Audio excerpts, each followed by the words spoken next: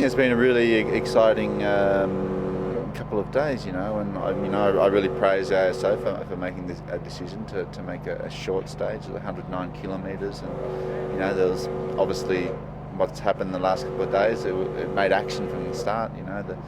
The favourites were all kind of separated in the first climb, and I think that's where the sport needs to go a little bit too. Instead of these longer, 200 kilometre plus stages, to throw in, I think, the odd shorter stage where the riders can race the whole distance full bore, and it makes for great spectacle viewing.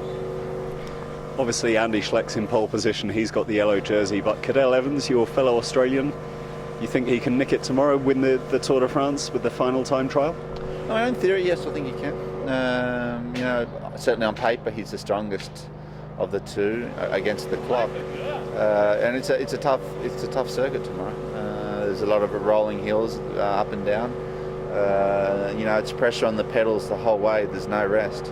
So on paper, I think it's better suited to Cadel, but I think we also have to keep in mind that a time trial comes at the end of a 3-week race. It's a completely different thing to a time trial, a traditional one-day time trial. At the end of the day, it comes down to who has freshness. Cadel has shown his time trialling ability at the end of a stage race time and time over again. Andy hasn't. We can only go on past experiences, and I really believe that Cadel is going to be the first Australian to ever win the Tour de France. And finally, a word about your former teammate Mark Cavendish. He's within grasp of the green jersey at the Tour de France. It's been a couple of difficult days for him in the Alps. Survived a couple of time cuts. You think he'll do it in Paris, finish the job? I think so, yeah. I mean, he's been hurting, like all the sprinters have in the last couple of days in the mountains. They're all tired. They'll try and get through the time trial tomorrow, just enough to get through it in time cut. They'll be saving their energy, obviously, for the Champs-Elysees, and Mark's be going for a triple. He's got an excellent team around him now.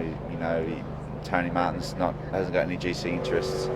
I'm sure the team will lay it on the line for him on that last day, and I'm sure he'll show the world that he's the best sprinter on the Champs-Elysees.